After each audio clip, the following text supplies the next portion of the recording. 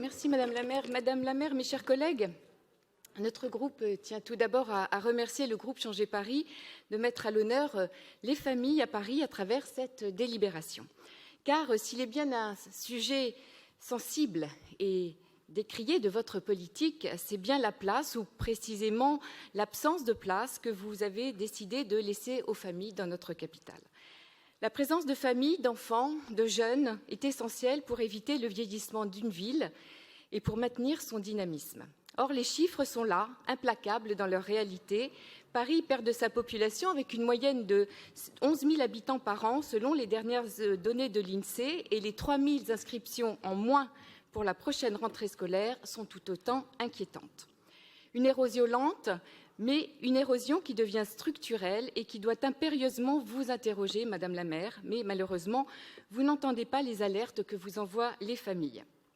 Lorsqu'on interroge les familles qui font le choix de quitter Paris, les réponses sont très intéressantes. Tout d'abord, elles ne regrettent en rien leur choix de quitter Paris et elles disent même qu'elles auraient dû franchir le pas avant.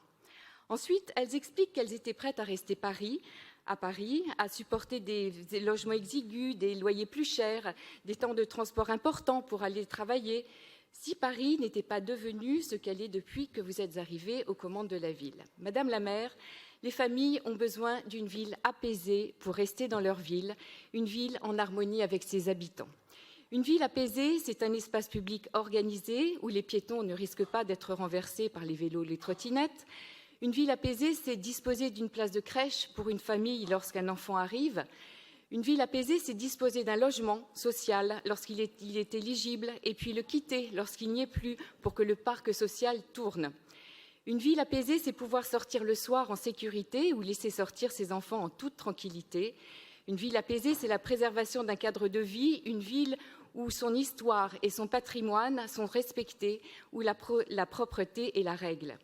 Une ville apaisée, enfin, ce sont des espaces verts, des parcs et des jardins, et non une tour triangle ou une bétonisation à outrance dans certains quartiers.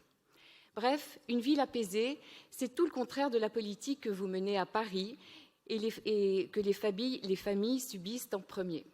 En réalité, les familles quittent Paris car elles ne supportent plus la brutalité de notre ville, ses incivilités et l'agressivité grandissante dans une capitale où les habitants ont perdu le lien qui les unissait.